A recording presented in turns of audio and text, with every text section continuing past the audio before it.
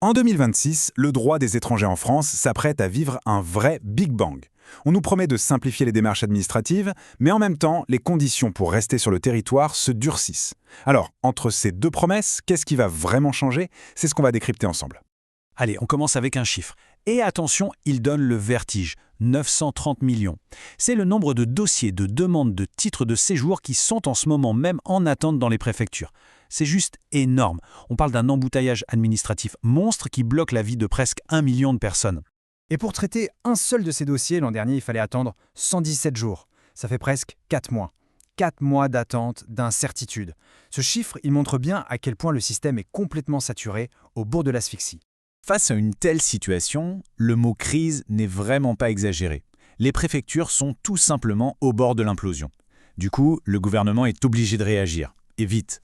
C'est dans ce contexte d'urgence qu'arrive la première partie de la réforme, un plan choc pour essayer de désengorger toute la machine administrative.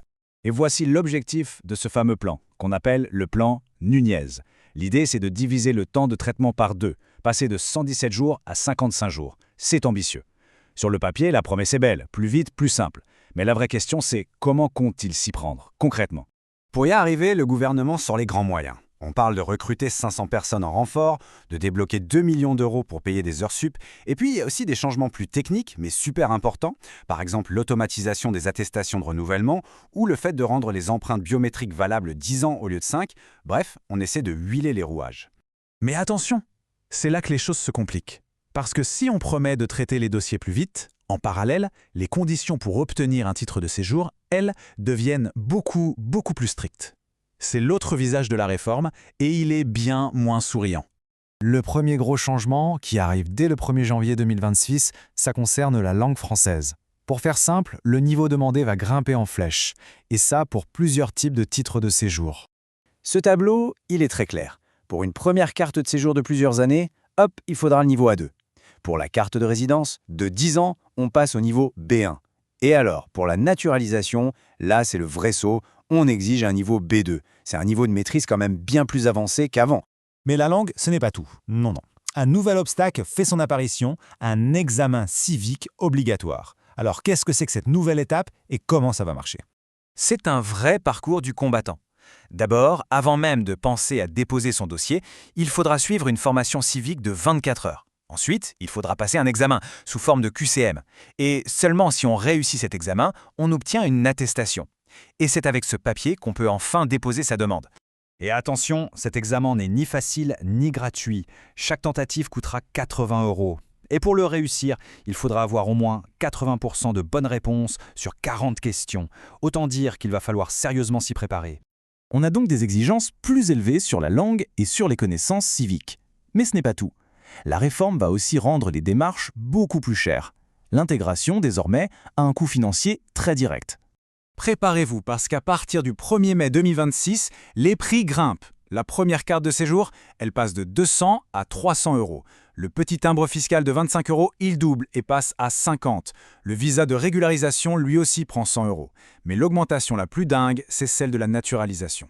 Pour demander la nationalité française, le droit à payer va passer de 55 € à 255 €. C'est presque 5 fois plus cher. Ce chiffre, à lui seul, il symbolise bien l'idée, s'intégrer en France va coûter beaucoup plus cher, ce qui crée une nouvelle barrière, une barrière économique.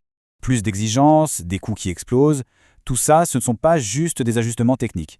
Non, ça vient d'une vraie ligne politique qui est d'ailleurs totalement assumée par le gouvernement. Cette phrase, elle a été prononcée par l'ancien ministre de l'Intérieur, Bruno Retailleau, mais ces instructions sont toujours appliquées. Et elles résument parfaitement l'état d'esprit. Fermeté, c'est le mot d'ordre. Et cette fermeté, elle se traduit par des ordres très clairs donnés à tous les préfets de France.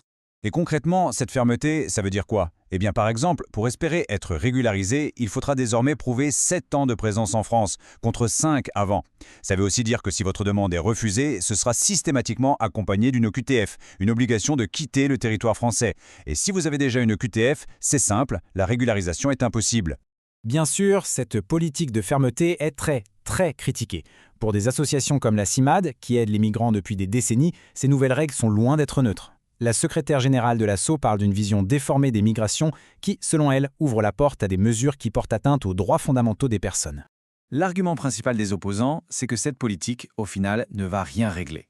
Au contraire, En rendant l'accès au séjour plus dur et plus cher, elle risque de créer ce qu'ils appellent une fabrique de sans-papiers. En d'autres termes, on va augmenter le nombre de personnes en situation irrégulière et donc leur précarité. Parce qu'il faut bien comprendre qu'au-delà des débats politiques, des textes de loi, il y a des êtres humains, des femmes, des hommes, des enfants qui doivent se débrouiller dans ce nouveau système. Et pour eux, l'impact de tout ça est très, très concret. Regardez ce sommaire d'un guide pour les personnes exilées. Ça illustre parfaitement la situation. Droit au séjour, aide juridique, santé, logement, travail, chaque ligne est une montagne à gravir. Et les nouvelles réformes, eh bien, elles ne font que rajouter des étages et des murs à ce qui est déjà un immense labyrinthe administratif. On arrive donc à la question qui tue, la question centrale de cette réforme de 2026. On a d'un côté la promesse de simplification et de l'autre un durcissement bien réel des conditions. Laquelle de ces deux logiques va vraiment l'emporter? En fin de compte, la question reste ouverte. Est-ce que la France est simplement en train de moderniser son administration pour qu'elle soit plus efficace, ou est-ce que, sous couvert de simplification, elle est en train de rendre son territoire beaucoup plus difficile d'accès? Les chiffres nous le diront dans les années à venir, mais une chose est sûre, le débat de société, lui, ne fait que commencer.